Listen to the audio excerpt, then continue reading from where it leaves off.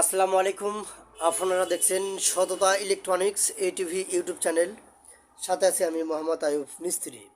তো বন্ধুরা, আপনারা এর আগের ভিডিও দেখছেন এই মসপেটগুলো ব্রাস্ট হয়ে গেছিলো, আমরা খুলেছি।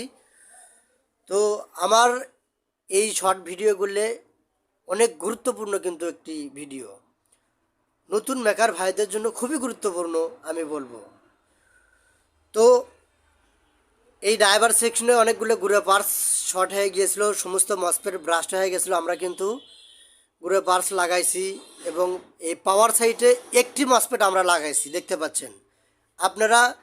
এই 6টা মসপেটের ভিতরে একটি মসপেট লাগেও কিন্তু আপনারা মোটর চালু করতে পারবেন।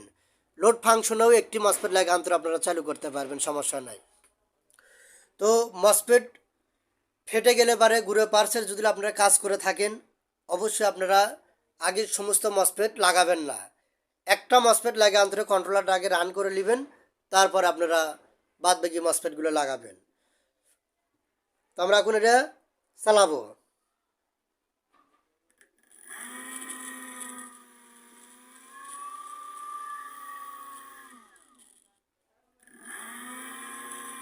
দেখতে পাচ্ছেন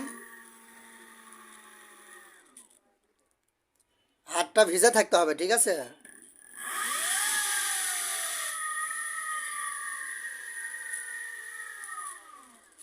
তো যাই হোক, আপনারা কতটুকু বুঝতে পারছেন আমাদের এই ভিডিওটা দেখে, আপনাদের যদি একটু উপকার এসে থাকে অবশ্যই আমাদের সততা electronics ATV YouTube channel subscribe করবেন, লাইক কমেন্ট শেয়ার করবেন।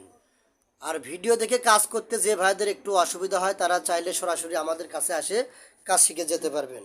আর কন্ট্রোলারের ঘুরে পার্সের যাদের প্রয়োজন, Y1 Y2 G1 1H C1HD, এই 13,003 transistor U3012 LM358 IC LM324 system আইসি বাদ হতে আপনারা এনি পার্স আপনারা চাইলে আমাদের কাছ থেকে নিতে পারবেন। তো যারা পার্স নিতে চাচ্ছেন তারা অবশ্যই স্ক্রিনে দেওয়া নাম্বারে যোগাযোগ করবেন। সবাই ভালো থাকবেন। আসসালামু আলাইকুম।